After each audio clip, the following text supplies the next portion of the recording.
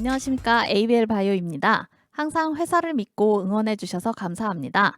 이번 간담회는 회사의 미래 전략과 주요 파이프라인의 임상 성과를 공유 드리기 위해 마련됐습니다. 바쁘신 오전 시간 진행하게 된 방송임에도 시간 내어 참석해 주신 모든 분들께 깊은 감사의 말씀을 올리며 ABL 바이오의 온라인 간담회를 시작하겠습니다. 안녕하십니까. ABL 바이오 대표이사 이상훈입니다. 지금부터 ABL 바이오의 미래 전략과 차세대 ADC 개발에 대해 소개하고자 합니다. 올해 아스코 시카고에서 열렸던 임상암학회에서 발표된 ABL503과 ABL202의 임상 데이터와 담도암 치료제 ABL001의 신약 출시 로드맵에 대해서는 ADC 개발 전략을 소개한 후 이어 추후로 설명을 드리겠습니다. 저희가 어저께 1,400의 유상증자를 발표를 하였습니다. 그 유상증자의 의미와 실은 그 앞으로의 ABL 2.0 버전에서 ABL이 추구하고자 하는 이중항체 ADC의 글로벌 선두주자로서 도약하고자 하고, 기존의 4-1BB 부분의 이중항체에서 글로벌에서 베스트 인 클래스의 효능을 발휘하고, 그 다음에 사노피의 기술이 됐던 BBB 셔틀을 통해서 BBB 셔틀도 글로벌에서 베스트 인 클래스임을 증명하고자 합니다. 이 첫 장의 슬라이드가 저희 ABL 2.0 버전, 저희 오늘 슬라이드 발표의 가장 핵심 초점이라고 생각이 됩니다. 왼쪽에 보시는 것처럼 기존의 파트너십이 이미 존재하고 있었습니다. 사노피, 시스톤, 컴파스 테라피를 유한 양행을 통해서 저희가 이전에 기술 이전을 했었고, 이 기술 이전이 내년이면 적어도 600억 이상의 마일스톤이 추가적으로 확보가 됩니다. 오른쪽에 노란색을 보시면 이중항체 ADC의 개발을 통해서 저희가 산업은행을 포함해서 5개 기관에서 어저께 유상증자 1,400억을 발표하였습니다. 이 1,400억은 전적으로 이중항체 ADC 3개의 IND 파일링, 2026년부터는 임상 일상 개발에만 사용할 걸로 저희가 예상을 하고, 그러면 많은 분들이 질문은 ABL 바이오는 추가적인 기술 이전에서 어떤 발표를 하실 거냐, 올해 계획은 어떤 거냐라는 질문을 많이 하셨습니다. 그동안에 회사는 굉장히 보수적이었고, 산오피 기술 이전을 통해서도 저희가 막판까지 굉장히 조심스럽게 진행을 하였습니다.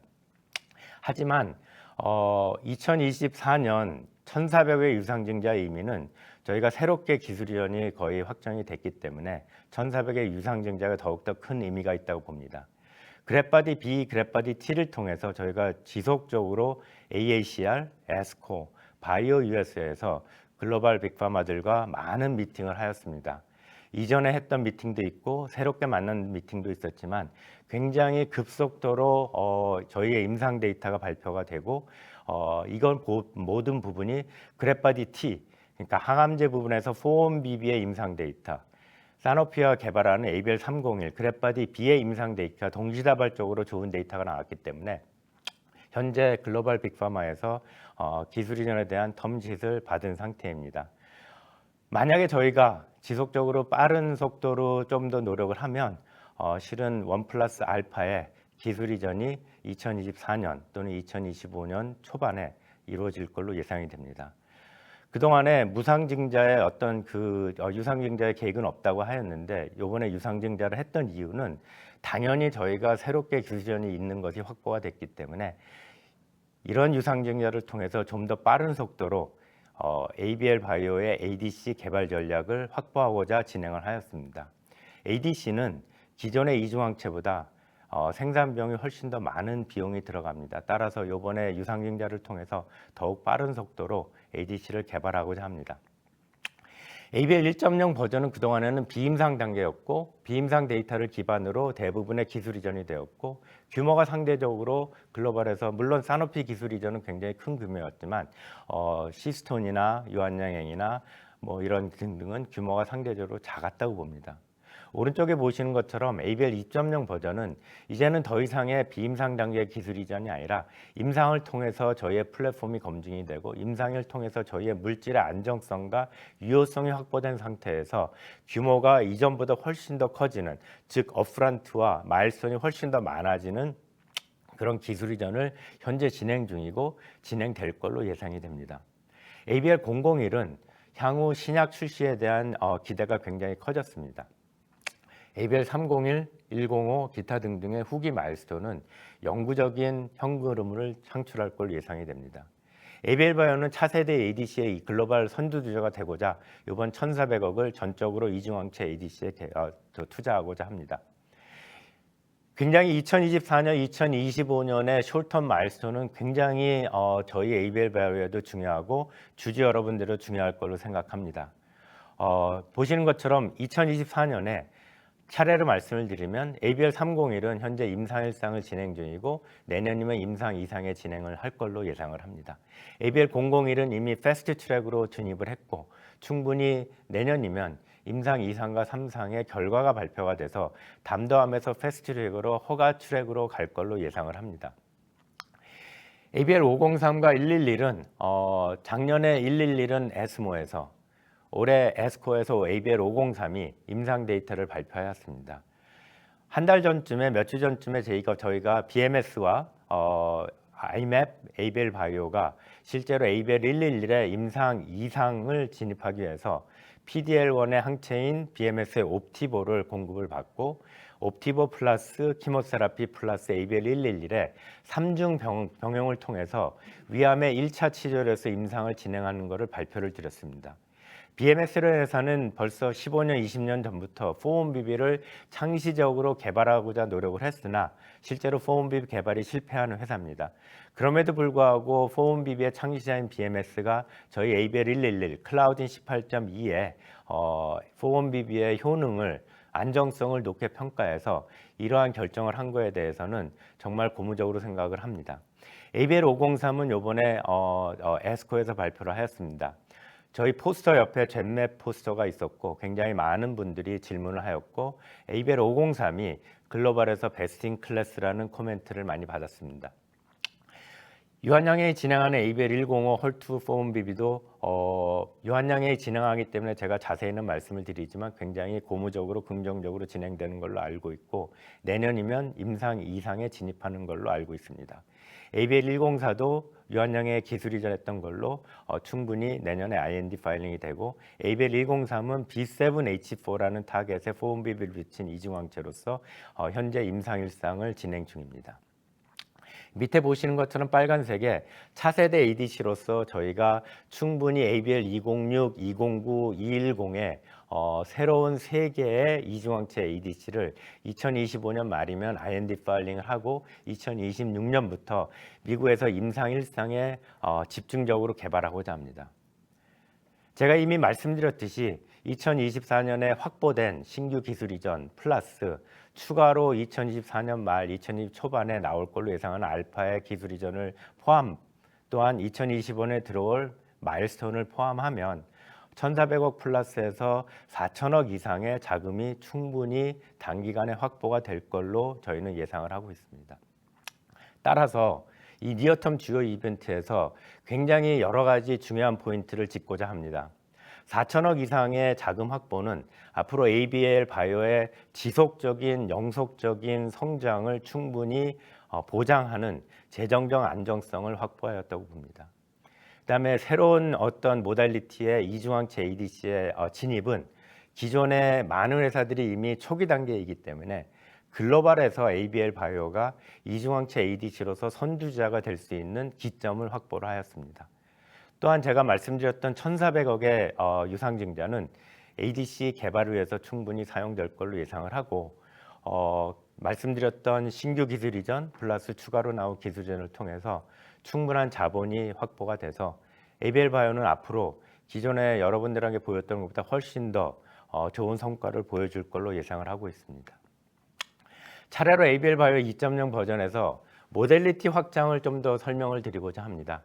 기존의 BBB 셔틀은 301이라는 물질이 산호피의 알파시뉴클리나 타겟을 하는 이중항체를 파킨슨 치료제로서 기술 이전을 2022년에 하였습니다. 현재 임상 1상이 잘 진행이 돼 있고 현재 임상 데이터를 보면 충분히 저희 플랫폼을 통해서 BBB를 통과하는 결과들이 나와 있고 BBB 셔틀이 트랜스페린 리셉터에 비해서 그런 우려에 비해서 현재 임상에서 사람에서 더 이상 원숭이나 마우스의 동물이 아닌 사람에서 충분히 안정성을 확보해왔다는 것이 굉장히 중요합니다. 실은 이번 바이오 USA에서도 이런 BBB 셔틀의 임상의 진행 결과를 보고 여러 개 회사들이 추가적으로 미팅을 요청하였고 지금 지속적으로 논의 중에 있습니다. 항암제 부분에서 표적 항암제로서 저희가 첫 번째 개발했던 ABL001은 말씀드렸듯이 담담함에서 좋은 결과를 내고 있고 이런 담담함의 좋은 결과를 통해서 신약 출시의 가능성이 점점 더 높아지고 있습니다. 면역항암제 4-1BB의 플랫폼은 아까 말씀드렸듯이 ABL111503이 임상 1상의 결과를 통해서 4-1BB라는 플랫폼이 젠맵이나 이니브렉스나 메러스 다른 회사가 개발했던 플랫폼보다 훨씬 더 월등한 안정성을 확보하였고 또한 4-1BB는 굉장히 강한 애고니스트 항체이기 때문에 굉장히 이것들이 그 임상에서 세이프티가 우려가 되지만 임상에서 충분히 이런 세이프티를 확보를 하였고 또한 유효성도 약효의 에피카시조차도 임상에서 충분히 보여줬기 때문에 앞으로 ABL 바이오가 4-1BB를 개발하는 플랫폼은 베스트 클래스로서 자리 잡음을 할 수 있을 걸로 예상이 됩니다. 4세대 ADC라는 말은 이미 제가 아닌 글로벌 빅파마의 유명하신 분이 앞으로 4세대 ADC는 이중항체 ADC라고 이미 발표를 하였습니다.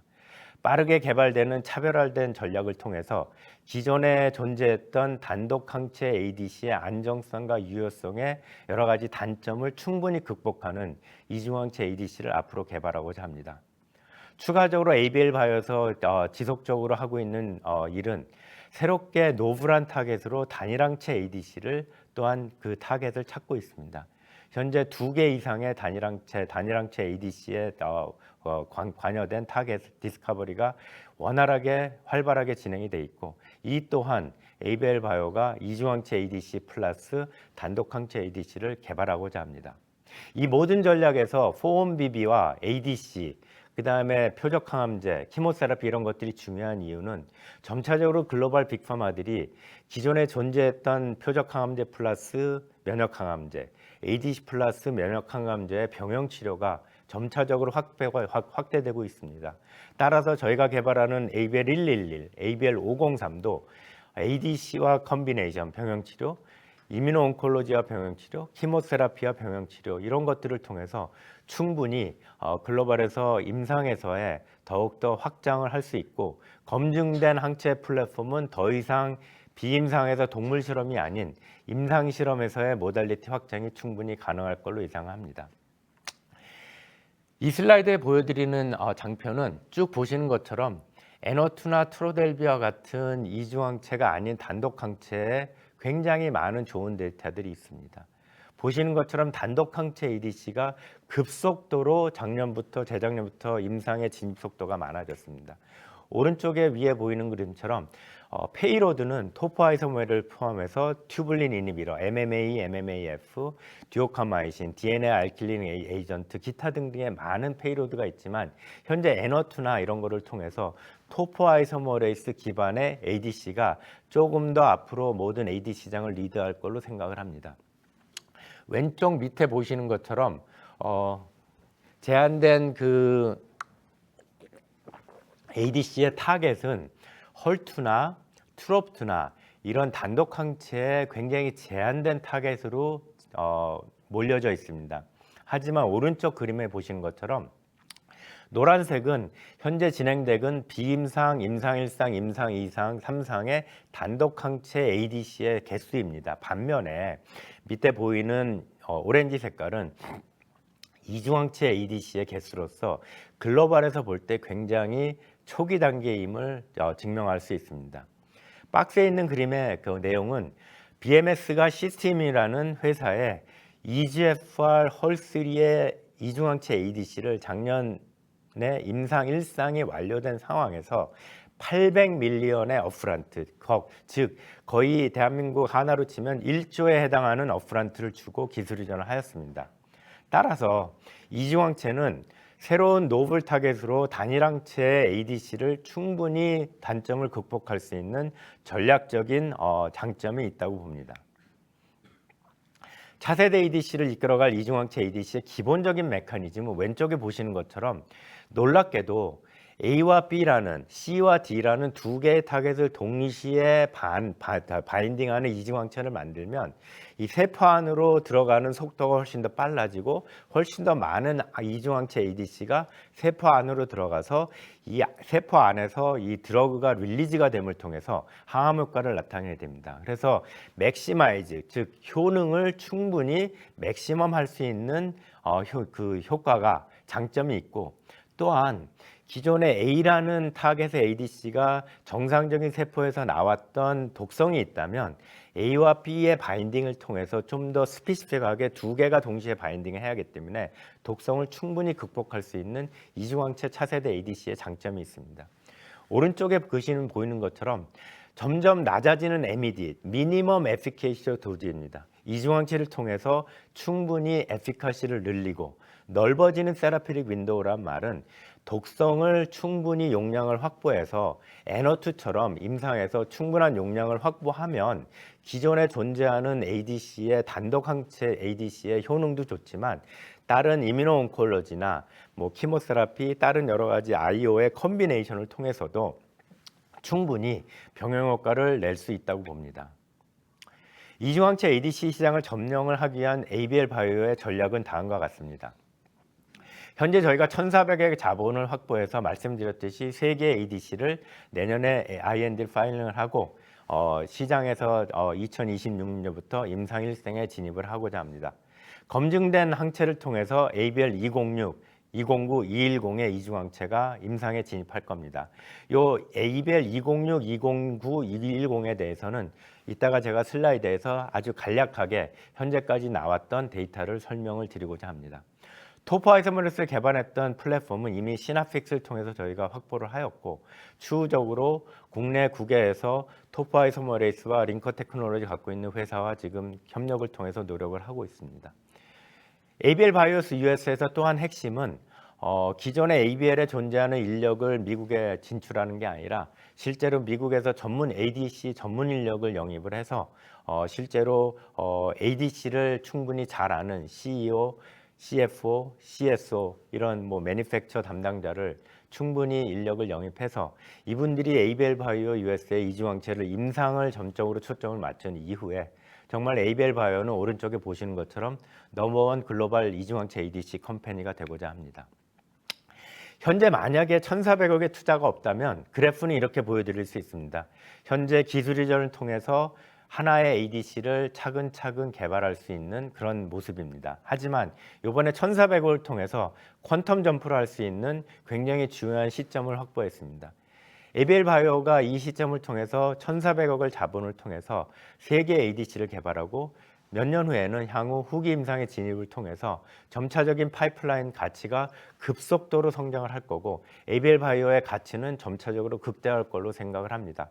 또한 제가 말씀드렸듯이 이중항체 ADC는 전 세계적으로 아주 초기 단계이기 때문에 충분히 글로벌 선두주자로서 포지션을 할 수 있을 것 같습니다.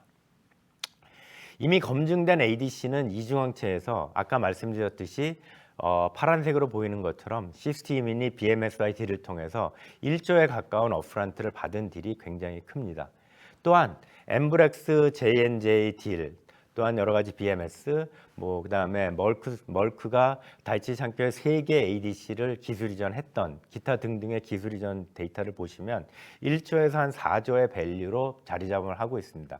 물론 길리아드가 합병을 했고 그다음에 그 파이저가 합병을 했던 거는 뭐 21조, 뭐 41조 굉장히 큰 돈이지만 저희 ABL 바이오가 목표하는 거는 이번 1,400억 유상증자를 통해서 3개의 IND 파일링, 3개의 임상 일상에 진행하고 저희가 프루프 오브 컨셉의 임상을 진행한다면 저희가 충분히 여기 보여준 장표처럼 2조 이상의 충분한 기업 가치를 받을 걸로 예상을 되고 있습니다.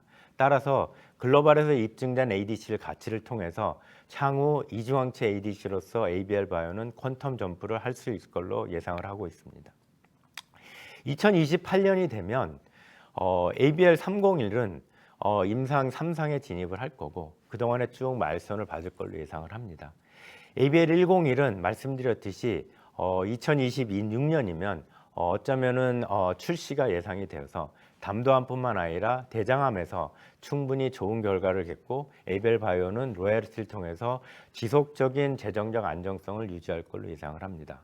현재 패스트 트랙으로 제정된 ABL 바이오 ABL 001에 대해서 이따가 좀 더 자세히 설명을 드리도록 하겠습니다. ABL 503111도 제가 설명을 드렸습니다. 그 다음에 ABL 105는 유한양이 개발하고 있는 헐투포미베로서 임상 1상이 순항 중이고 내년이면 임상 2상이 진행되고 2028년이면 임상 3상에 진입할 걸 예상합니다. 그 외 쭉 모든 파이프라인 플러스 빨간색에 보여드리는 ADC 이중항체 부분은 임상 2상에 진입을 할 걸로 예상을 합니다. 2028년의 타이밍에서는 ABL 바이오의 여러 가지 포지션에서 아까 좀 전에 슬라이드에 말씀드렸듯이 퀀텀 점프를 할 수 있는 놀라운 결과가 나올 걸로 예상을 합니다.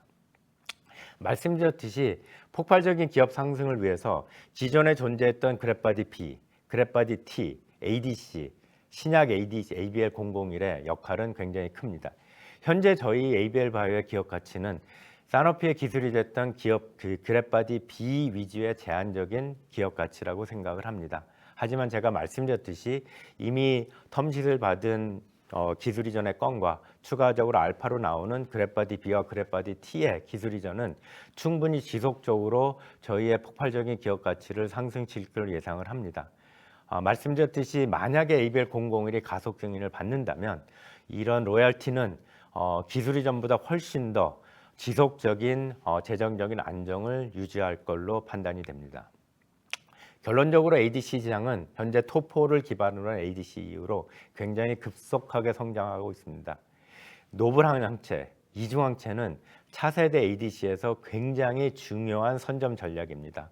이런 면에서 ABL은 그동안에 3개의 이중항체 플러스 알파 추가적인 이중항체 타겟이 개발이 돼 있고 아까 말씀드렸듯이 노블한 항체는 단독 항체 ADC로서 충분히 글로벌 빅파마와 관심을 가질 수 있는 이중항체 단독 항체 또한 이중항체 ADC의 포지션을 할 수 있을 걸로 예상이 됩니다.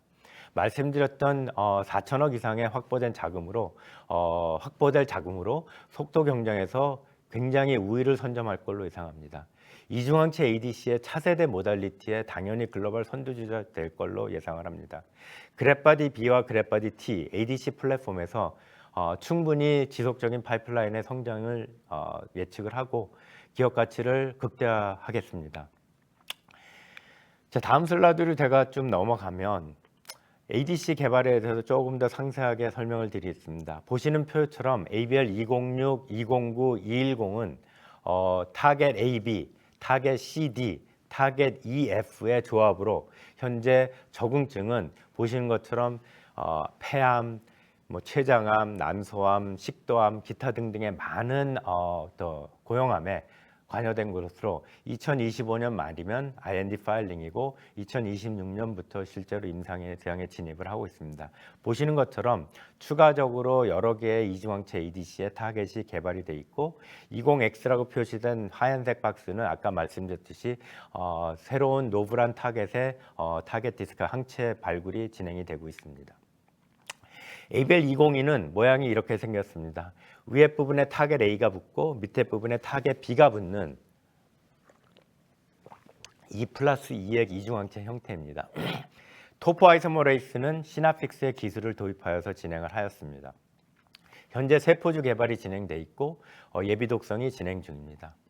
실제로 IND 파일링이 2029년 4분기로 예상을 하고 있습니다. 베스트 인 클래스로서 당연히 이중항체 ADC가 ABL 206에 각광을 받을 걸로 예상을 합니다. 왼쪽의 그림은 잘 보이실 수도 있고 안 보이실 수도 있지만 빨간색과 초록색의 그림은 A와 B라는 타겟이 여러 가지 암종, 특별히 유방암, 기타 폐암 등에서 두 개의 타겟이 동시에 발현이 되는 그런 염색 데이터입니다. 오른쪽 테이블은 인터널에서 스타디를 한 건데 타겟 A와 타겟 B의 유전자의 발현량을 쭉 봤을 때 타겟 A와 타겟 B가 다양한 세포주에서 동시에 발현되는 결과입니다. 이런 결과를 통해서 저희가 일부 동물 데이터만, 에피카시 데이터만 보여드리겠습니다. 저희가 셀라인을 기본으로 하면 뭐 지노그래프 플러스 현재 더 PDX, 페이션 드라이브 모델에서 하는 PDX 모델도 에피카시를 진행 중이지만, 오늘 보여드린 데이는 보시는 것처럼 가운데 두 개 보시면 ABL206이 도지 용량 디펜던트한 에피카시를 보이는 반면에, 오른쪽에 보이시는 것처럼 벤치마크, BMK라는 벤치마크 몰레큘입니다. 타겟 A에 대한 ADC, 타겟 B에 대한 ADC의 단독 ADC보다 이중항체 ADC가 폐암 모델에서 훨씬 더 좋은 효능을 보여줌을 보여드립니다. 오른쪽은 난소암 모델에서 추가를 테스트를 했습니다. 보여드리는 그런 용량 디펜던트, 의존적인 효능을 보여줬습니다. ABL209는 타겟은 공개를 못하겠습니다. 타겟은 저희가 IND 파일링이 되는 독성 실험에서 내년 AACR이나 기타 내년의 학회에서 저희가 ABL206, 209, 210에 대한 타겟을 점차적으로 공개하고자 합니다. 타겟 C와 타겟 D는 ABL206이랑은 조금 다른 형태로 한쪽 팔에 타겟 C가 붙고 타겟 D가 다른 쪽 팔에 붙는 1+1의 이중항체 형태입니다. 똑같이 토포아이소머레스는 시납픽스의 테크놀로지를 붙이고 있습니다. 현재 베스트인클래스로서 차별화된 에피톱을 가진, 특별히 타겟 A는 기존의 A라는 단독항체 ADC가 많은 글로벌 빅파마들이 아직 성공을 못했던 이유는 효능이 아닌 세이프티, 독성의 이슈 때문에 됐기 때문에, 저희가 이 항체를 만들 때 A라는 타겟의 친화도, 어피니티를 100배를 낮췄습니다. 그래서 정상세포에서 나올 수 있는 독성을 충분히 줄이고 이중항체를 통해서 충분히 효능을 늘리는 전략을 썼습니다. 이것 또한 동시에 발현을 염색을 보시면 많은 PDX니까 페이션 드라이브드 지노그래프 동물 모델에서 스몰셀 렁, 넌스몰셀 렁, 팬크레아틱 캔서, 이소페이지얼 캔서, 많은 캔서에서 C와 D의 타겟이 동시에 공동이 발현되고, 오른쪽의 그림은 뭐냐면 지놈 어널리sis, 제놈 분석을 통해서 렁 캔서를 포함해서 많은 튜머 타입에서 이 C와 D가 동시에 발현되라는 결과입니다. 똑같이 동물 모델에서 CDX, PDX 모델을 보면 엠필리얼에서 팽피부암이라는 굉장히 특이한 암이 있습니다. 이 암에서 보이시는 것처럼 빨간색과 초록색은 저희가 벤치마크하는 레퍼런스 컴파운드의 단독 항체 ADC에 비해서 노란색의 저희 이중항체 ADC가 훨씬 더 좋은 효능을 보이고 있습니다.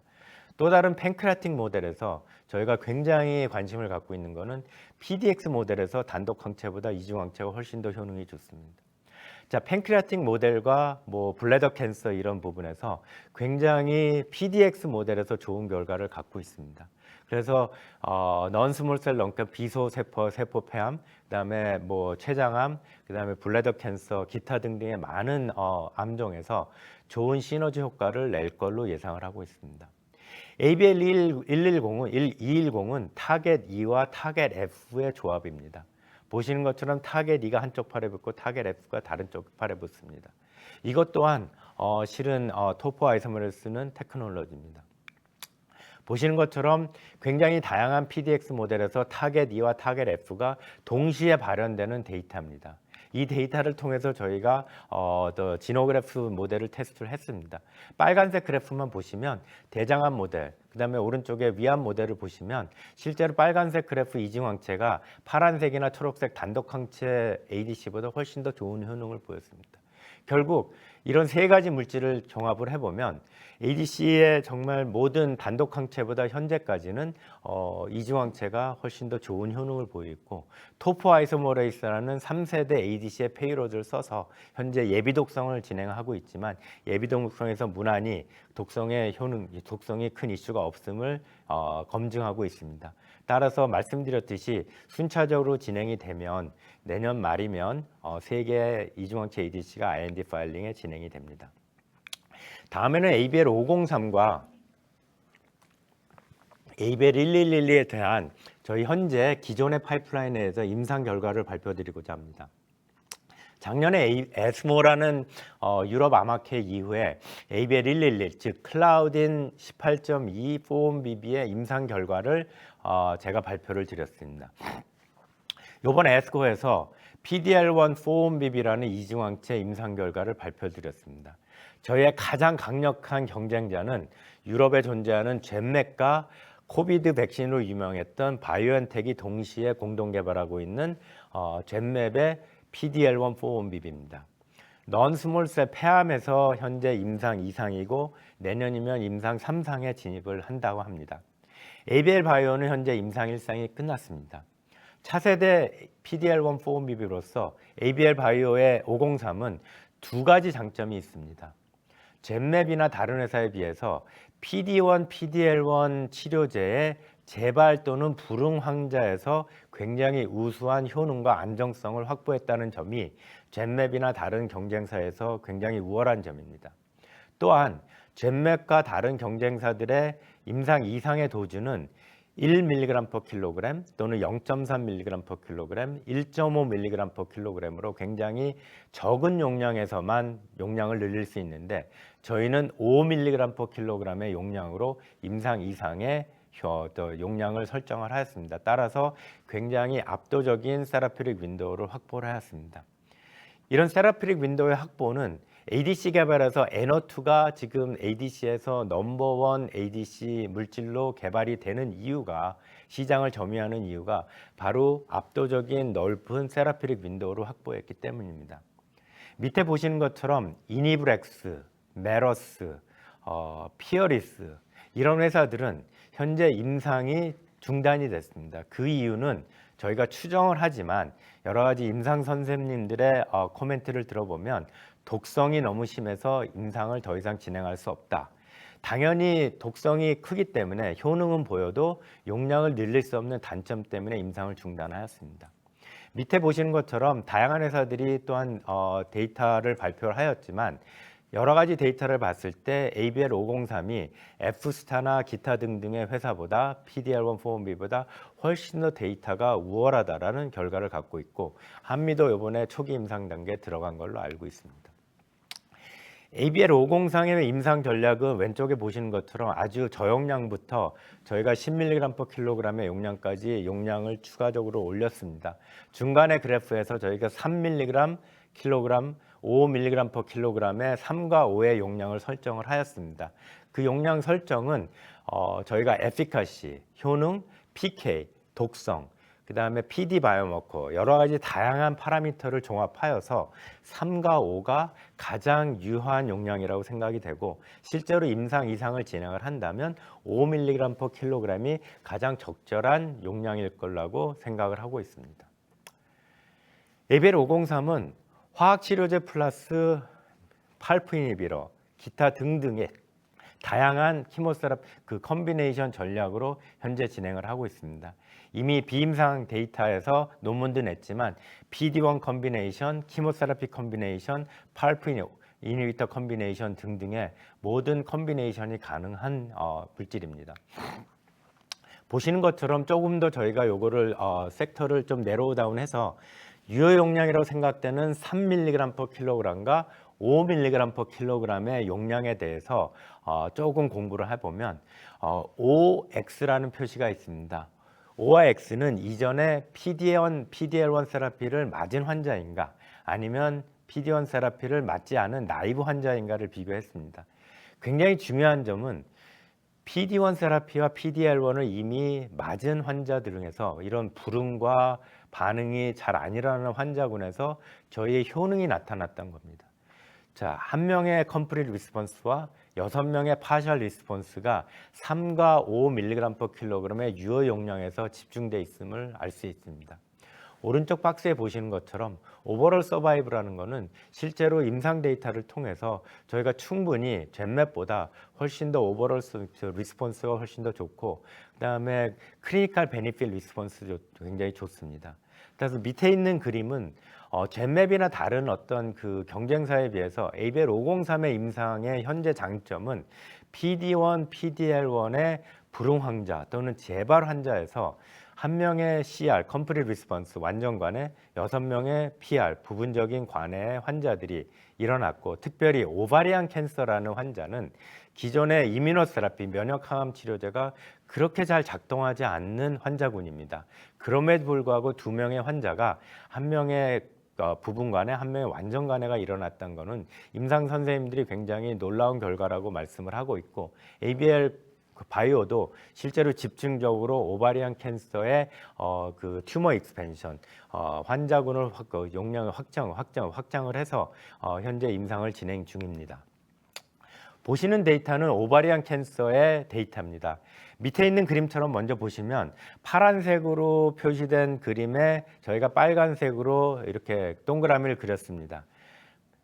약 503을 맞기 전에 기본적인 환자의 튜머 사이즈가 저렇게 큰데 실제로 24주가 지나면서 저 파란색의 환자의 튜머가 완전히 없어졌습니다. 종양의 컴플리트 리스폰스가 일어났습니다. 물론 많은 임상에서 종양의 컴플리트, 완전 관해는 당연히 일어나는 케이스들이 있습니다. 하지만 4-1BB라는 약물의 메커니즘은 실제로 T세포 중에서도 기억 T세포, 결국 영어로 하면 메모리 T셀이 훨씬 더 증가되는 종양 억제 효과를 낼 수 있습니다. 위에 있는 그림처럼 노란색으로 쭉 보시는 것처럼 기억 T세포가 액티베이션이 되지만 마지막에 빨간색이 되면서 마지막 도주를 마치고 기간이 지나면서도 기억 T세포의 활성화가 급속도로 증가를 합니다. 이런 오바리안 캔서의 환자분은 7번 이상의 이제 세븐스 라인이라고 그럽니다. 저희 임상에 들어오기 전에 이미 7번의 재발과 불응이 있었던 난소암 환자입니다. 거의 마지막 치료 이후에 완전한 관해가 일어났던 것은 굉장히 놀라운 결과고, 이 놀라운 결과는 결국 메모리 T셀, 기억 T세포가 높은 것으로 인해서 충분히 임상 결과를 서포트합니다. 이 결과를 에스코에서 발표했을 때 당연히 많은 빅파마들이 베스트 인 클래스임을 지적을 하였고, 저희 또한 이런 부분에서 좀 초점을 맞춰서 임상을 진행하고자 합니다. 이 그래프가 실제로 이번 에스코의 데이터에서 글로벌 빅파마들이 칭찬을 하였던 슬라이드입니다. ABL503과 기존의 많은 경쟁사들을 임상 데이터를 통해서 저희가 비교를 하였습니다. 작년까지는 저희가 임상 데이터, 젠맵의 임상 데이터와 저희의 비임상 데이터를 비교를 하였는데, 이번에 임상 1상 이후에 임상 데이터를 보면 많은 회사들이 제가 이미 말씀을 드렸습니다. 첫 번째 컬럼에 보신 것처럼 많은 회사들이 0.3, 0.6, 1mg/kg 또 1.5mg/kg의 유효 용량을 확보하였지만 ABL503은 5.55mg/kg의 유효 용량을 확보하였습니다. 또한 다른 회사보다 PD-1, PD-L1의 세라피가 불응하는 환자들이 반응을 하였습니다. 아까 말씀드렸듯이 2명의 오바리안 난소암 환자를 포함해서 1명의 CR, 완전 관해, 6명의 부분적 관해의 데이터는 임상일상 데이터에서 단연코 여러 가지 플랫폼을 갖고 있는 젠맵보다 훨씬 더 좋은 결과, 이니브렉스보다 좋은 결과, F스타보다 훨씬 더 좋은 결과를 내고 있습니다. 따라서 이 또한 이런 결과는 충분히 다른 물질과의 병용 효과를 낼 걸로 예상을 합니다. 결론적으로 ABL503은 베스트 인 클래스 PD-L1 4-1BB를 이번 에스코에서 증명을 하였고, 또한 추가적인 기술 이전에 관여가 되어 있습니다. 특별히 PD-L1 재발과 불응 환자의 대상으로 완벽한 효능이 있었고, 메모리 T셀, 기억 T세포의 활성화를 통해서 장기 효능이 입증이 되었습니다. 또한 대부분의 AST, ALT 엔자임의 증가는 일시적인 것으로 스테로이드를 통해서 회복이 가능한 것으로 특별히 안정성에서 걱정을 안 하고 우수한 안정성이 확보됐다고 말씀을 드릴 수 있습니다. 장기 효능과 우수한 세라피릭 윈도우는 향후 안정성과 병용 시너지의 효과를 극대화할 걸로 예상합니다.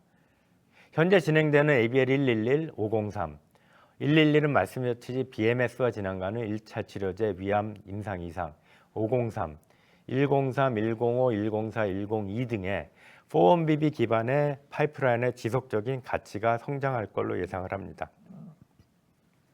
임상 참여자의 프로파일은 다음과 같습니다.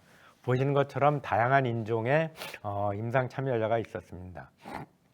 아까 말씀드렸듯이 오른쪽의 그림은 젠맵의 워터폴이라고 해서 임상 일상을 데이터를 망라한 것입니다. 전체적인 그림에서 빨간 박스만 주의하시면 젠맵은 저희보다 적은 숫자의 파셜 리스폰스, 부분적 관해가 있었습니다. 왼쪽의 그림처럼 ABL503은 오버롤 리스폰스가 훨씬 더 좋고 7명의 환자가 1명의 컴플리트 리스폰스, 6명의 파셜 PR 환자가 있었습니다. 따라서 이 그램만 봐도 젠맵과 비교했을 때 적어도 4배 이상의 세라피릭 윈도우를 확보를 하였습니다. PDL1 재발 불응 환자의 우수한 효능은 오른쪽에 맨 밑에 그림을 한번 보시면 7명의 환자 중에서 5명의 환자가 PD1 환자가 불응이나 재발된 환자입니다. 이 부분이 실은 굉장히 중요한 데이터입니다. 그래서 저희는 지금 임상의 용량 확장이나 튜머 익스펜션에서 앞으로 더욱더 많은 환자들을 리크루트해서 PD1 재발 또는 PD1 불응 환자에서 우수한 효능을 더욱더 숫자를 확보하고자 합니다. 오른쪽 위에 있는 그림을 보시는 것처럼 5mg/kg의 유효 용량에서 진행 생존 기간을 보면 충분히 컨트롤보다 훨씬 더 많은 더 생존 기간이 유지됨을 알 수 있습니다. 4-1BB의 어떤 그 간독성의 어떤 그 우선 안정성은 보시는 것처럼 왼쪽 그림에 보시는 것처럼 ALT, AST 엔자임이 올라가긴 하였지만 실제로 간독성에서 가장 중요한 빌루리빈이라는 엔자임은 전혀 증가하지 않았습니다. AST, ALT는 저희가 스테로이드 처리를 통해서 충분히 잠정적으로 그거를 유지하였고 보시는 것처럼 젠맵보다 비교했을 때 훨씬 더 우수한 안정성을 확보하였다고 볼 수 있습니다. PK와 PD의 데이터를 간단히 설명해 드리겠습니다. 왼쪽 그림처럼 용량이 올라가면서 그래프가 이렇게 증가합니다. 이 그림은 실제로 용량 의존적인 파마코카이네틱스, 적어도 물질이 사람의 몸에 들어가서 제대로 활동을 하고 있다는 데이터입니다. 오른쪽의 PD 바이오마커는 솔루블 4-1BB라는 물질을 실제로 실험해서 측정해서 놀랍게도 재밌는 거는 빨간색, 초록색 이런 거를 보시면 일단은 올라갔다가 잠시적으로 올라갔다가 떨어집니다. 저용량에서는 4-1BB가 올라갔다가 떨어지는데 이게 유효 용량이 되는 용량, 빨간색으로 표시한 서클에 보시면 올라갔다가 이것이 서스테인, 계속 유지되는 결과를 보여줍니다. 결국 기본적으로 5mg/kg의 유효 용량을 선정한 이유는 왼쪽에 보이는 PK, 오른쪽에 보이는 PD 바이오마커, 그다음에 에피카시, 세이프티를 총망라했을 때 5mg/kg의 용량이 안정성과 유효성을 충분히 확보했다라고 판단을 하였습니다. ABL202는 ROR1-ADC로서 ROR1-ADC는 리가캠과 저희가 공동 개발해서 시스톤에 기술 이전하였습니다. 이 물질은 현재 경쟁사가 수트로 그다음에 멀크 세러노 기타 등등의 여러 회사들이 경쟁을 하고 있습니다. 이번에 시스톤이 에스코에서 중간 결과를 발표하였습니다. 놀랍게도 PB를 통한 ADC, ROR1-ADC가 굉장히 상대적으로 좋은 결과를 발표하였습니다. 보시는 것처럼 용량은 저용량부터 쭉 올렸습니다. 아마 저희가 보기에는 아직 유효 용량 임상 이상의 용량은 추후 시스톤이 발표할 걸로 예상을 합니다. 하지만 보시는 것처럼 혈액암과 고용암에서 다양한 컴플리트 리스폰스와 파셜 리스폰스가 나왔습니다. 이 데이터를 통해서 적어도 ROR1-ADC가 임상에서 좋은 효능과 PBD라는 강력한 페이도를 썼지만 ROR1은 실제로 암종에서 발현량이 낮기 때문에 오히려 PBD라는 강력한 페이로드가 좋을 수 있다는 가설을 리가켄과 ABL 바이오는 초기 디스커버리 발굴 때부터 시작을 하였고 임상에서 충분히 좋은 결과를 확보하였습니다. 왼쪽에 보이는 그림처럼 오른쪽의 그림 마찬가지로 왼쪽은 실은 림포마입니다. DLBCL이라는 림포마에서 보시는 것처럼 튜머 사이즈가 완전 관해, 컴플리트 리스폰스가 있었던 결과입니다. 오른쪽에 non-small-cell lung cancer는 부분적 관해가 일어났습니다. 따라서 혈액암뿐만 아니라 ROR1은 혈액암에 발현이 많이 되고 고형암에서 많이 발현되는데 특별히 저희가 비임상에서 non-small-cell 비세포암, 그다음에 팬크리아틱 캔서, 브레스트 캔서에서 효능을 보여줬는데 임상에서도 좋은 결과가 나타나서 앞으로 렁캔서, 폐암 또는 다른 고형암에서 충분한 좋은 효능이 나타날 걸로 예상을 합니다. 보시는 데이터처럼 현재까지 충분한 안정성과 내약성을 확보한 데이터입니다. 따라서 저희는 ABL202, 특별히 ROR1-ADC의 임상 결과에 대해서 굉장히 긍정적이고 고무적이라고 생각합니다. 따라서 여러 가지 기타 등등에 존재하는 결론적으로 다른 경쟁사에 비해서 우월한 효능과 안정성을 확보했다. 베스팅 클래스의 가능성이 높아졌다라고 예측을 할 수 있습니다. 다음으로는 여기는 이제 추가적으로 이제 임상 프로파일에 대해서 설명을 드렸습니다. PK는 뭐 보시는 것처럼 용량에 따라서 증가했다라는 데이터고 ABL111에서 간단하게 설명을 드리고자 합니다. 작년 에스모에서는 저희가 실제로 아스텔라스가 개발하는 졸베투시맥과의 비교만 했습니다. 하지만 클라우딘 18.2라는 타겟은 4홈비비뿐만 아니라 CD3, ADC, 단독 항체 너무나 많은 회사들이 현재 임상 1상에 진입하거나 아니면 2상에 진입했고 또는 비임상에 있습니다. ABL111은 현재 임상 2상에 진입을 한 상태여서 상대적으로 속도점에서 다른 경쟁사보다 우월한 면이 있습니다. 오른쪽 박스가 여러 개 있는 거는 클라우딘 18.2에 실은 ADC를 쭉 나열한 거고요. 졸베투시 맵을 중간 부분에 했습니다. 그 외에 여러 가지 포온비비를 개발하는 이중항체. 뭐 전체적으로 결론만 말씀드리면 클라우딘 18.2의 ABL111의 장점은 포온비비를 통한 간독성이 없었고 위암에서 4명의 파셜 리스폰스가 있었고 이 파셜 리스폰스의 효능이 굉장히 좋게 평가가 돼서 BMS의 옵티보, PD-1 세라피와 키모세라피 트리플 컴비네이션으로 현재 위암에서 1차 치료에서 임상 1상을 진행 중입니다. ABL001은 최근 들어서 저희가 많은 발표를 하지는 않았지만 ABL001의 신약 출시 로드맵이 점차적으로 가시화되기 때문에 특별히 오늘 제 발표에서 강조를 드리고자 합니다. 중간에 보시는 것처럼 담도암은 현재 임상 2상과 3상에서 임상을 컴파스 테라피를 진행하고 있습니다. 전체 150명 환자에서 리크루트먼트 환자 확보는 올해 말이면 다 확보가 된다고 합니다. 내년이면 임상 데이터를 발표를 하고 실은 상용화 마일스톤의 가능성으로 패스트 트랙에 있는 ABL001을 기대하셔도 될 것 같습니다. 대장암의 데이터는 올해 아마 에스모나 GI 에스코에서 발표할 걸로 예상합니다. 대장암의 데이터는 ABL001의 단독 처리로 임상을 하였고 컴파스 테라피릭 CEO와 에스코에서 만났을 때 얘기는 미국 임상의 이상을 실제로 키모세라피와 비교를 한다고 합니다. 현재 대장암에서 또 펄스 라인은 당연히 여러분들이 잘 아시는 제넨텍이 개발했던 아바스틴 플러스 키모세라피입니다. 컴파스의 비전은 또한 ABL의 비전은 대장암에서 ABL001 플러스 키모세라피를 통해서 기존에 저희가 비임상에서 주장을 했고 데이터를 보여줬던 아바스틴 베터의 충분한 가치를 확보할 걸로 예상을 합니다. ABL001 VEGF와 DLL4는 난소암에서 이미 에브비와 온코메드가 임상에서 결과를 보여줬습니다.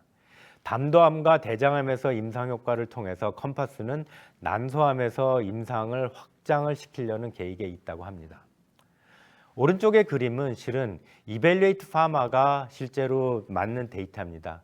이거는 ABL 바이오가 인터넷에서 난 데이터가 아니라 글로벌에서 많은 상용되는 데이터베이스에서 보시는 것처럼 그 인피니지맥과 PDL1의 아스트라제니카가 개발했던 면역 항암 치료제가 1차 치료제로 돼 있고 CTX009 즉 ABL001은 저희 VEGF DLL4가 저희가 두 번째로 세컨 라인으로 진입을 할 수 있다라고 이벨리에이트 파마는 말하고 있습니다. 오른쪽에 보시는 것처럼 만약에 이벨리에이트 파마의 이거는 똑같이 이벨리에이트 파마의 주장입니다. 이런 결과인데 보시는 것처럼 2026년 이후에 상용화가 되면 ABL 바이오는 저희는 대규모의 마일스톤을 수취할 걸로 예상합니다. 만약에 2030년에 담도암으로만 허가를 받으면 2030년 정도면 저희가 한 4천억, 5천억 정도의 담도암 매출이 나올 걸로 예상이 됩니다. 여기에 따라서 저희는 로열티를 받게 돼 있습니다. 만약에 담도암 플러스 대장암과 다른 솔리드 튜머가 확장이 된다면, 적응증 확장이 된다면 적어도 2조 정도의 매출이 나올 걸로 예상합니다. 2030년 기준으로 이벨리에이트 파마의 데이터는 ABL 바이오는 1,500억 이상의 매년 로열티를 받을 걸로 추정을 하고 있습니다. 이 부분은 앞으로 제가 말씀드렸던 처음에 제가 말씀드렸던 4천억의 자금 확보와 관계없는 추가적인 2030년 이후의 마일스톤의 더 재정적인 확보입니다. 따라서 ABL 바이오는 만약에 로열티가 이렇게 나오게 되는 순간 더 이상 기술 이전에만 시즈널이 의존하는 게 아니라 매년 로열티를 받는, 특별히 여러분들이 잘 아는 제넨텍, 엠젠, 리제너론, 뭐 시애틀 지네스, 시젠 이런 회사들이 실은 로열티를 통해서 회사들이 성장을 하였습니다. 그런 성장 모델을 저희가 보여줄 수 있을 것 같습니다. 자, 여기까지 제 발표를 마치고 추가적으로 그 이후에 있는 설명은 조금 더 자세한 파이프라인이기 때문에 굳이 이전에 계속 제가 IR을 했기 때문에 현재 보여주는 스냅샷에서 발표를 더 이상 하지 않고 여기서 제 발표를 마치고 질문을 받도록 하겠습니다. 유상증자는 계획하지 않다 했는데 계획을 바꾼 이유는, 계획을 이건 조금 다르게 생각하셔야 됩니다. 기존에 존재하는 파이프라인의 개발에만 쓰고 해서 당연히 유상증자가 필요 없습니다. 하지만 ADC는 추가적으로 새롭게 제가 ABL 바이오 USA 엔티티를 통해서 임상을 개발하고자 한다고 말씀을 드렸습니다. 그래서 이렇게 신사업을 할 때 충분히 산업은행을 통한 에이티넘, 인터베스트, 하나, 그다음에 컴퍼니 K 이런 투자 회사들이 저희 ABL 바이오의 기존 파이프라인의 확장과 성장성 플러스 이중항체 ADC의 폭발적인 성장성에 대해서 가치를 충분히 인정을 하였고, 그럼을 통해서 이 자금을 통해서 저희는 속도가 실제로 더 빨라질 걸로 예상을 합니다. 그래서 당연히 저는 유상증자를 통해서 기술 뭐 주식의 희소 가치보다는 오히려 지금보다 더 폭발적인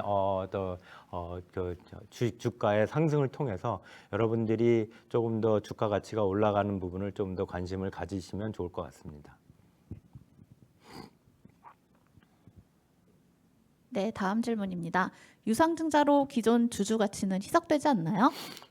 뭐 조금의 요번에 뭐 그 유상증자를 통해서 희석은 됐지만, 말씀드렸듯이 회사가 4천억 이상의 자본을 확보하고 기술 이전 확보와 그다음에 추가적인 1 플러스 알파의 기술 이전은 충분히 여러분들의 주주 가치를 증가시킬 걸로 생각을 합니다. 그래서 그런 면에서 실은 중요하다고 생각합니다.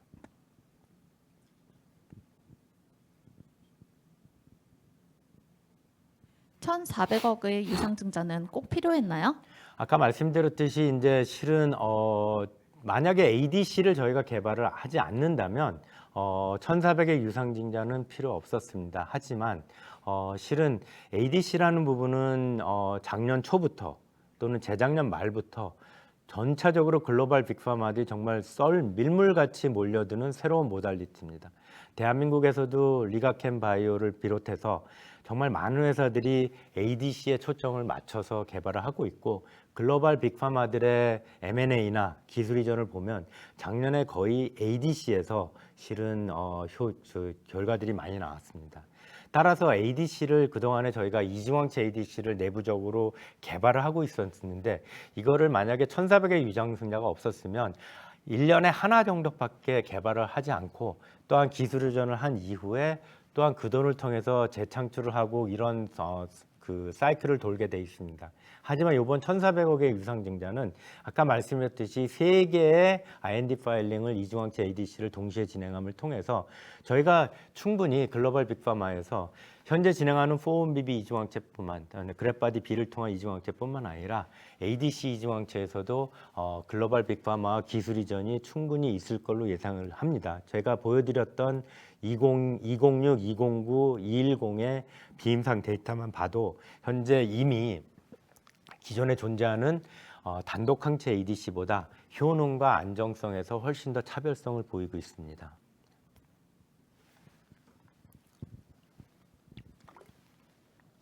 네, ABL 206, 209, 210은 언제부터 연구 개발이 시작되나요?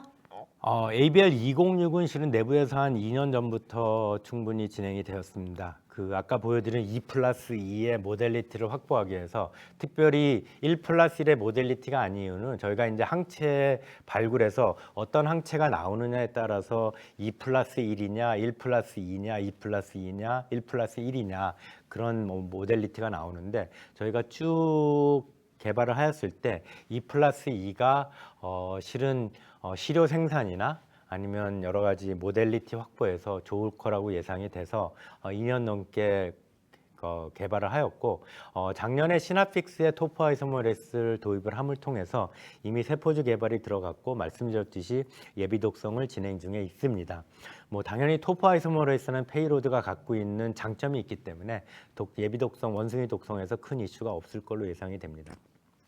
ABL 209와 210은 실은 굉장히 상대적으로 206보다는 저희의 연구 결과 시기가 좀 짧습니다.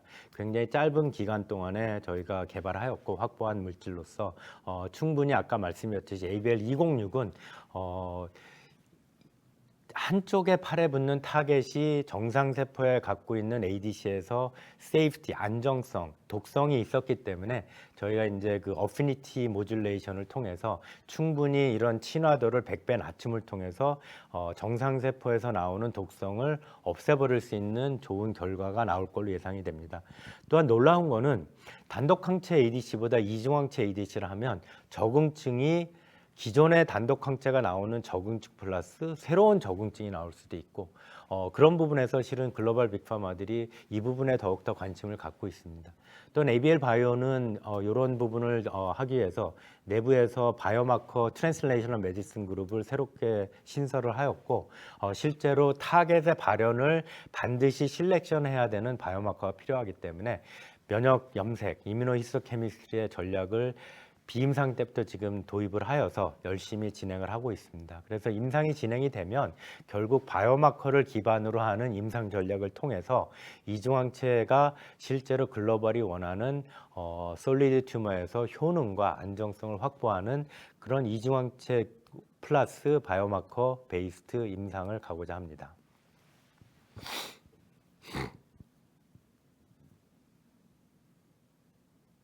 네, 임상 결과가 좋으면 기술 이전이 돼야 하는 거 아닐까요? 빅파마가 보기엔 별로인가요?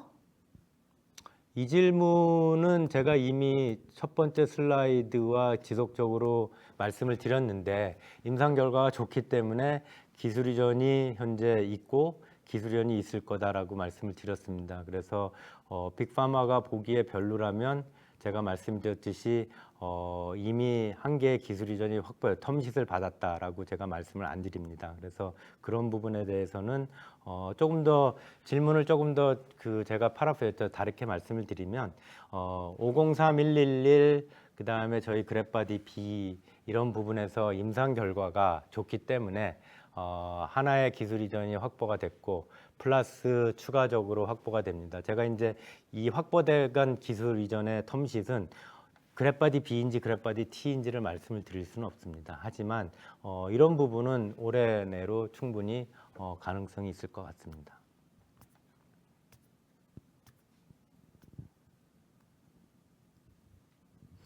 (2024년에서 2025년) 기술 이전 로드맵은 어떻게 되나요? 기술 이전 가능성에 대해 회의적인 시각이 조금 많은데요. 글쎄요, 제가 이제 첫 번째 슬라이드와 좀 뭐 한 슬라이드 한 10번째에서 말씀을 드렸듯이 저희가 이제 2025년까지 4천억의 로드맵에서 자본을 확보할 수 있다는 얘기는 1,400억 플러스 600억 플러스의 마일스톤 그 외에 기술 이전을 통해서 추가적인 자본이 확보되기 때문에 제가 말씀을 드렸습니다. 그래서 이미 그래프바디 B나 그래프바디 T를 통해서 저희가 뭐 2024년이 지나가기 전에 한 개의 기술 이전에는 저희가 회사를 창업한 이후에 처음으로 기술 이전에 대한 텀밋을 받았고 논의 중이다, 협의 중이다라는 것을 처음으로 말씀을 드렸습니다. 그래서 실은 이런 부분이 여러분들이 지금 질문하신 부분은 크게 우려를 안 하셔도 될 것 같고요. 오히려 하나 플러스 알파에 2개인가 3개인가 4개인가를 고민을 한번 해보시는 게 더 좋을 것 같습니다. 그래서 저희는 충분히 이미 503111 뭐 기타 등등의 또는 그래프바디 B를 통해서 임상 결과를 발표를 드렸고, 이 좋은 결과들을 이미 제가 말씀드렸듯이 베스트 인 클래스일 거라는 빅파마들의 코멘트가 있었고요. 그걸 통해서 추가적인 기술 이전은 2024년, 25년의 로드맵에 제가 다 보여드렸습니다. 그래서 저희가 뭐 4천억 플러스 알파, 이 부분은 기술 이전이 더 되면 4,500억이 될 수 있고 5천억이 될 수도 있겠죠. 그래서 이 부분은 여러분들이 지켜봐 주시면 앞으로 뭐 당분간은 ABL이 크게 재정적인 걱정 없이 충분히 기술 이전 플러스 새로운 기술 이전, 마일스톤 플러스 1,400의 유상증자를 통해서 저희가 글로벌에서 이중항체 선두주자, 이중항체 ADC로 선두주자, BBB 셔틀의 선두주자로서 발전할 수 있을 것 같습니다.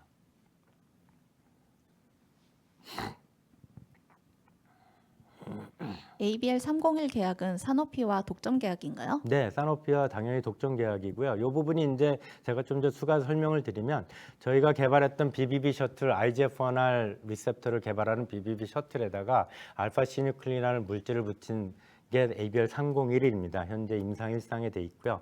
사노피와 독점적으로 개발이 돼 있습니다. 따라서 추가적인 시뉴클린 타겟에 대한 개발은 저희가 할 수 없습니다. 하지만 BBB 셔틀에 대한 저희 플랫폼은 ABL 바이오가 보유하고 있습니다. 그래서 이제 사노피와 301의 임상 1상이 잘 되고 있기 때문에 저희가 지금 아까 말씀했듯이 바이오 USA에서 많이 추가적으로 몇 개 회사들이 논의하고자 하는 거는, 어떻게 하면 저희가 갖고 있는 BBB 셔틀을 통해서 자기들이 갖고 있는 물질에 붙인 플랫폼 기술 이전을 할 수 있을까를 논의하고 있습니다. 그래서 이 부분도 제가 말씀드린 4천억 플러스에 충분히 포함된 거라고 보시면 됩니다.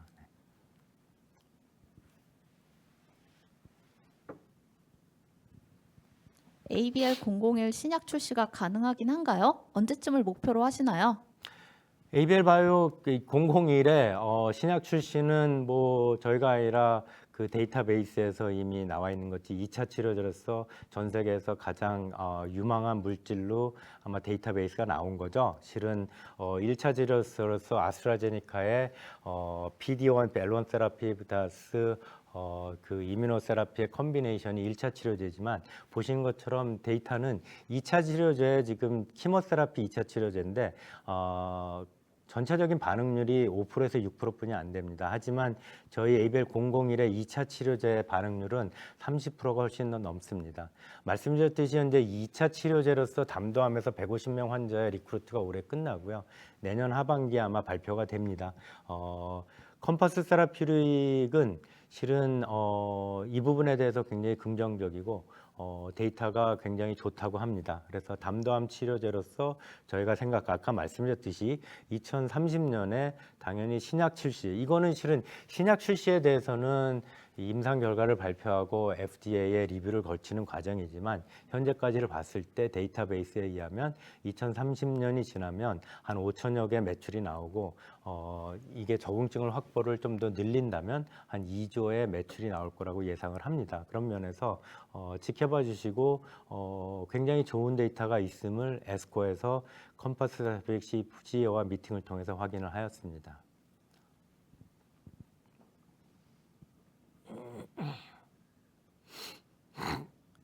BBB 셔틀 플랫폼 기술의 확장성에 대해서 설명해 주세요. 네, BBB 셔틀은 이제 실은 작년에 로슈 제넨텍이 아밀로이드 항체에 자기네들의 트랜스페린 리셉터에 BBB 셔틀을 붙여서 임상 결과를 발표를 하였습니다. 놀랍게도 엘라일릴리나 바이오젠이 개발했던 아밀로이드 단독 항체보다 이중 항체 아밀로이드 항체 BBB 셔틀을 붙인 항체가 굉장히 더 빠른 속도로 아밀로이드의 양을 줄이고 효능이 좀 더 BBB를 통과하는 결과를 발표를 하였습니다. BBB 셔틀은 이제 거의 맨더터리, 반드시 갖춰야 되는 플랫폼이라고 글로벌 빅파마들이 예상을 하고 있습니다. BBB 셔틀이 저희가 추가적으로 지금 논의하고 있는 거는 당연히 알츠하이머나 파킨스 같은 이런 뉴로 디제너레이트에 관여된 타겟의 항체에 저희의 BBB 셔틀을 붙여서 이중항체를 개발하는 논의입니다. 전체적으로 저희가 siRNA를 붙여서 공동 연구를 한 기억이 있습니다. 그래서 공동 연구를 통해서 siRNA 딜리버리가 충분히 뉴런으로 가긴 하는데 좀 더 플랫폼을 조금 더 바꿔서 siRNA를 잘 전달하면 siRNA 딜리버리의 확장도 가능할 걸로 예상이 됩니다. 그래서 올해 말씀드렸듯이 BBB 셔틀의 플랫폼 확장의 기술 이전도 여러분들이 긍정적으로 기대를 하시고 충분히 ABL이 성과를 보여드릴 걸로 예상을 하고 있습니다.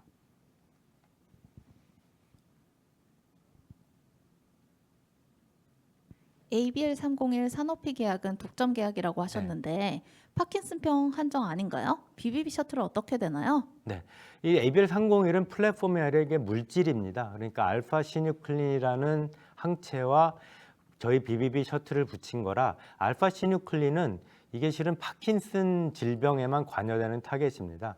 실은 알츠하이머 타겟은 여러분들이 알듯이 아밀로이드나 타우 같은 타겟이잖아요. 그래서 독점 계약은 맞고요.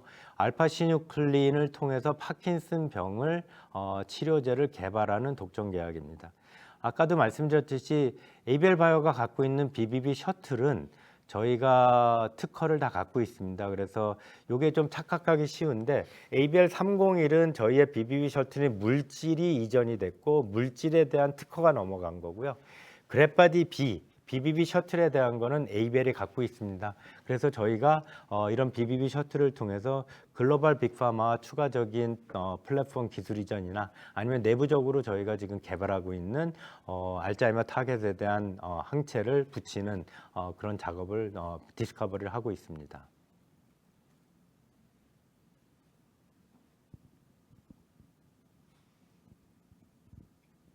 그랩바디 T 적용 파이프라인들을 설명하실 때 기술 이전 언급해 주셨는데 네. 플랫폼 기술 이전을 계약하시는 건가요? 네네. 뭐 지금 AACR, 에스코, 바이오 USA에서 실은 저희가 AACR에서 2편의 포스터, 에스코에서 503 임상 포스터, 그다음에 바이오에서 굉장히 많은 회사들이랑 얘기를 하였고, 그다음에 JP 모간에서부터 얘기를 하였습니다. 그래서 두 가지를 보시면 됩니다. ABL 503, 111, 그다음에 103 이런 물질에 대한 여러 가지 기술 이전 논의고요. 그다음에 플러스 실은 플랫폼을 이용한 것도 논의 중입니다. 실은 플랫폼의 그 기술이 조금 더 업프런트나 마일스톤이 많으려면 실은 물질에 대한 임상의 어떤 검증이 필요합니다. 따라서 실은 이런 부분이 굉장히 중요해서 뭐 충분히 뭐 저희는 노력을 하고 있고 바이오 USA 이후로 지속적으로 논의하고 있습니다. 네.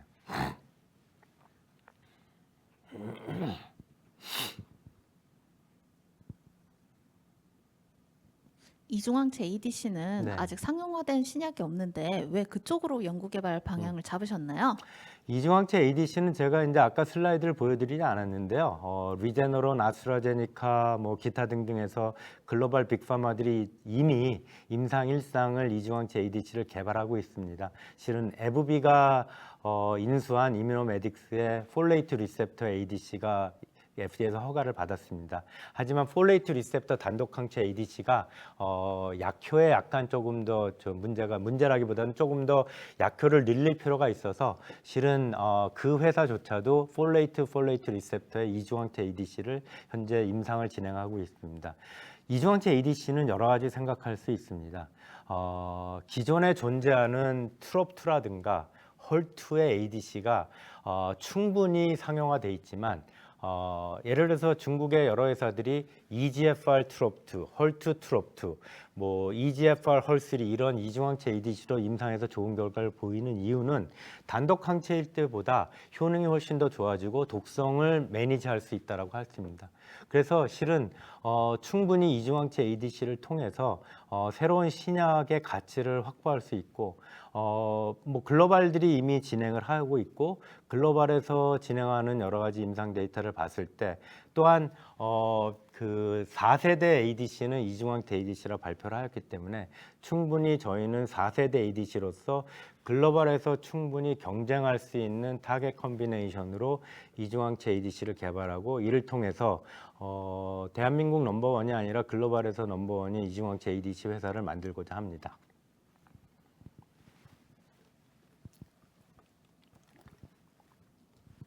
주주총회 때는 유상증자 계획이 없다고 하셨는데 거짓말이었나요? 그 이후에 계획이 된 건가요? 이거는 뭐 충분히 그 이후에 계획이 됐고요. 이번 유상증자는 정확하게 3개월에 걸쳐서 짧은 기간에 개발이 계획이 진행이 되었습니다. 그래서 주주총회 때는 당연히 저희가 이중항체 ADC를 미국의 ABL 바이오 US를 통해서 임상 개발을 하겠다라는 계획은 없었습니다. 하지만 그럼에도 불구하고 뭐 이사회 아니면은 내부적인 전략부 통이 그다음에 외부 컨설팅을 통해서 이중항체 ADC의 포트폴리오를 미국 ABL 바이오 중심으로 만들면 충분히 제가 아까 설명해 드렸듯이 J&J가 엠브렉스를 2조에 도입을 하였고 그다음에 달지샹교가 멀크와 4조의 업프런트를 받은 3개 ADC 프로그램이 있습니다. 그래서 충분히 이렇게 그 추가적인 1,400여 개의 그 유상증자를 통해서 훨씬 더 빠른 속도로 임상을 진행하고 미국의 인력을 통해서 임상 진입과 프루프 오브 컨셉 임상 데이터를 마련을 한다면 주주분들이 기대하는 주가 가치가 충분히 일어날 걸로 예상을 하고 있습니다.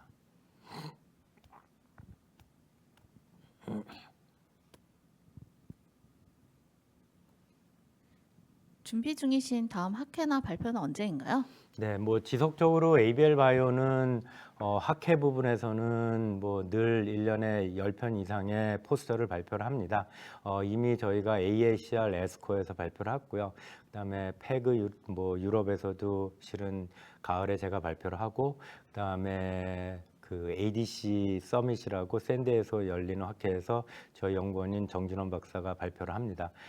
추가로 SITC라는 면역 항암제에서 그 학회에서도 발표를 하고 지속적으로 저희는 발표를 합니다. 또한 중요한 거는 저희가 ABL 503에 논문이 이번에 크리니컬 캔서 리서치라는 굉장히 좋은 저널에 나타났습니다. 발표를 하였습니다. 이 논문의 결과와 임상에서 제가 말씀드렸듯이 PDR 불응 환자, 재발 환자의 결과가 충분히 트랜슬레이셔널 리서치 이 논문에서 비임상에서 저희가 메커니즘을 밝혔습니다. 그래서 충분히 그 메모리 T셀의 액티베이션이 되고 이것들이 실은 사람에서 임상에서 확인되는 결과를 나왔습니다. 또한 BBB 셔틀에 대해서는 내년에 또한 그 어떻게 IGF-1을 통한 BBB가 세포 안으로 들어가서 어떤 메커니즘으로 트랜스페린 리셉터와는 좀 다른 메커니즘으로 뇌로 전달이 되는 논문을 준비 중에 있습니다. 그래서 뭐 ADC를 포함해서 굉장히 많은 논문과 발표가 있을 거고요. 현재 이중항체 ADC는 내년 AACR에서 저희가 아마 타겟을 공개할 예정입니다. 네.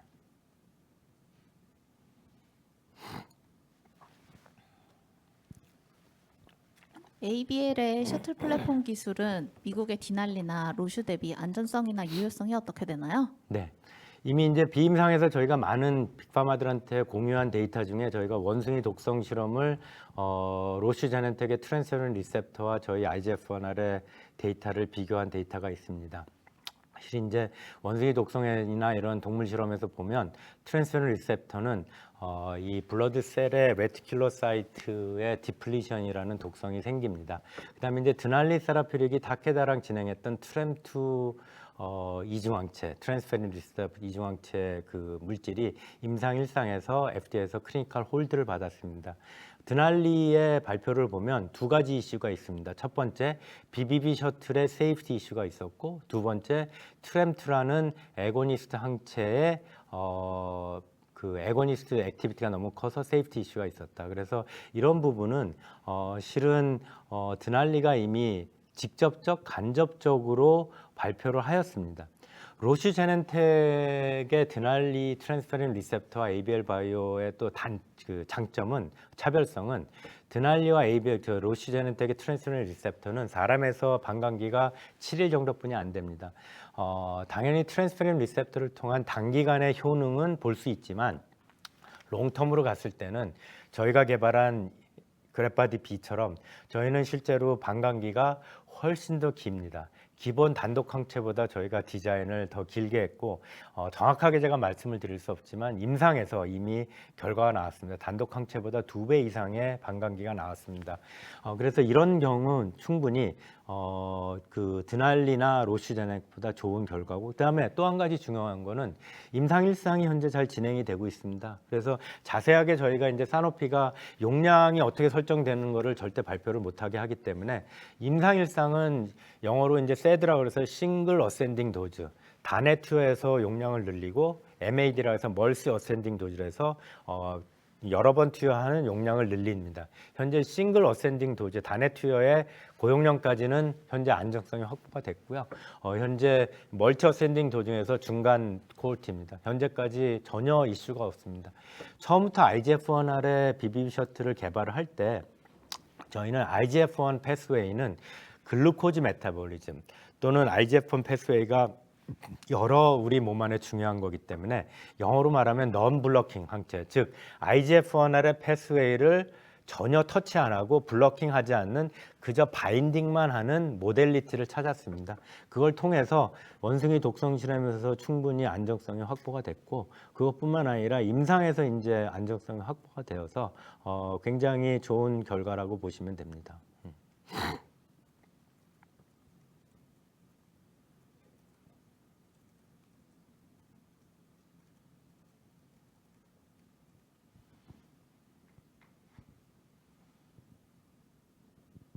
(4천억의) 현금이 확보가 돼도 한시적인 거 아닌가요? ABL001로 현금 흐름이 계속될 수 있을까요? 네. 4천억의 현금 확보는 제가 말씀했듯이 2024년, 2025년에 단기간 2년 동안의 현금 확보입니다. 근데 여기에 이제 조금 설명을 좀 드려야 될 게, 그러면 2025년에 4천억 플러스의 현금이 확보되면 만약에 올해 제가 말씀드린 1 플러스 알파의 하나의 기술이전은 확보가 돼 있고 플러스 알파의 기술전이 나온다면 2026년, 27년에는 추가적인 마일스톤이 들어옵니다. 그래서 4천억이라는 돈은 지속적으로 앞으로도 마일스톤이 들어오기 때문에 한정적이지 않다고 봅니다. 또한 말씀드렸듯이 임상이 진행되면서 기술 이전의 사이즈가 더 커집니다. 업프런트도 커지고 마일스톤도 커집니다. 그런 면에서 어쩌면 그 앞으로 나올 텀시즌, 기존에 저희가 항암제에서 기술 이전했던, 물론 사노피의 개발 기술을 했던 301은 굉장히 좋은 기술 이전의 텀시즈입니다. 반면에 비임상에서 기술 이전했던 ABL001, ABL105, ABL202는 상대적으로 텀시의 사이즈와 업프런트 사이즈, 마일스톤 사이즈가 작지만 이런 부분이 커지기 때문에 지금 우려하시는 4천억은 2026년이 돼도 4천억 플러스 알파의 현금이 돌 걸로 예상을 합니다. ABL001의 상용화는 제가 말씀드렸듯이 2026년 이후면 아마 비저빌리티 충분히 볼 수 있을 것 같습니다. 만약에 이게 된다면 말씀드렸듯이 2030년에는 1,500억 이상의 로열티가 매년 들어오는 좋은 장점이 있습니다. 물론 임상 결과를 저희가 뚜껑을 열어봐야 되겠지만 현재까지 결과를 봤을 때는, 또한 데이터베이스를 봤을 때는 ABL001의 임상 이상의 2차 치료제 성공률이 높기 때문에 데이터베이스에서 그렇게 표시하고 있고 분석을 한 걸로 예상이 됩니다.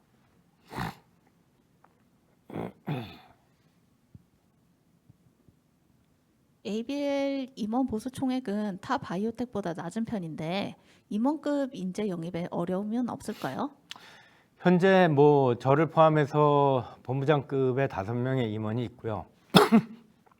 충분히 지속적으로 저희가 이제 만약에 올해 기술 이전이 확보됐고 그다음에 추가적으로 알파 되는 것까지 합치면 그 샐러리보다는 보너스 부분에서 충분히 보상을 하고자 합니다. 저희가 이제 올해부터 임원의 계약서를 좀 바꿔서 실은 충분히 퍼포먼스가 좋은 임원들한테는 조금 더 많은 보너스를 주는 패키지로 전환을 하였습니다. 그래서 바라기는 저 요번 그 1,400억 유상증자 플러스 기술 이전 확보 플러스 알파의 기술 이전 추가를 고려했을 때 보너스도 많이 받을 수 있고 이런 거를 통해서 그다음에 주가도 오르고 그런다면 임원들의 보상도 충분히 될 걸로 예상이 됩니다.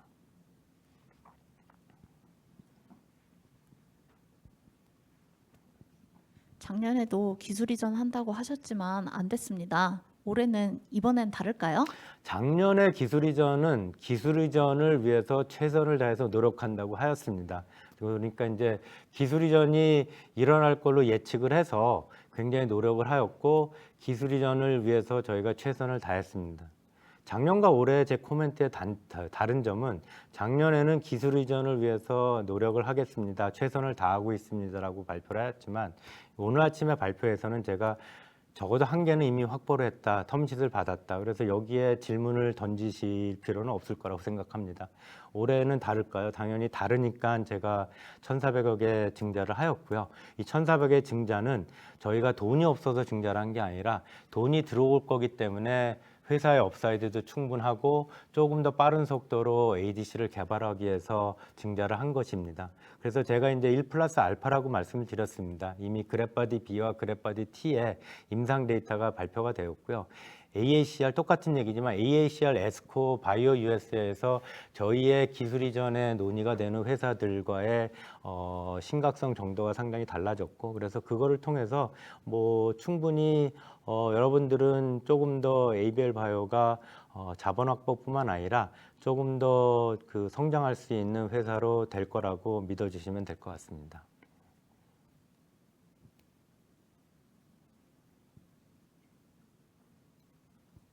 항체가 더 많이 들어가면 반드시 약효가 좋아지나요? 네. 이거는 이제 뭐 저희는 이제 원숭이 독성 실험이나 마우스 효능 실험에서 했지만 아까 제가 말씀드렸듯이 로슈 제넨텍이 본인들이 자기네 회사가 개발했던 아밀로이드 겐탈루미베라는 아밀로이드 항체가 임상 심상 3상에 실패한 이후에 한 3년 전부터 트랜스페린 리셉터라는 로슈 제넨텍의 BBB 셔틀에 단텔룸이라는 아밀로이드 항체를 붙여서 임상을 시작을 했습니다.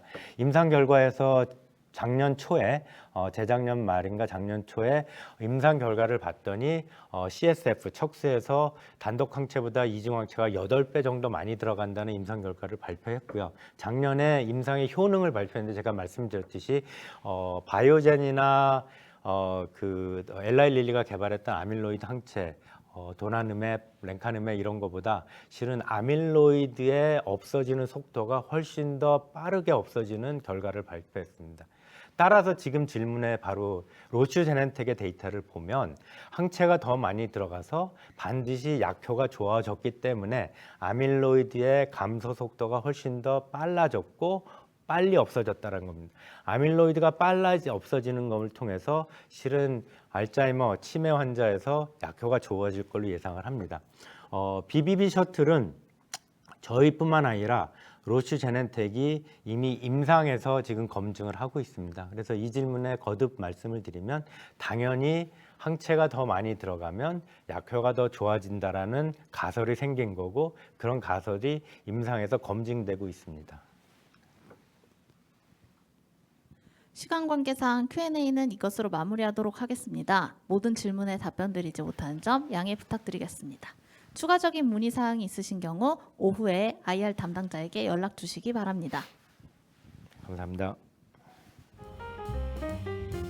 지금까지 ABL 바이오 유튜브 간담회를 함께 해주셔서 감사합니다. 앞으로도 ABL 바이오에 많은 관심 부탁드리며 이것으로 방송 마치겠습니다.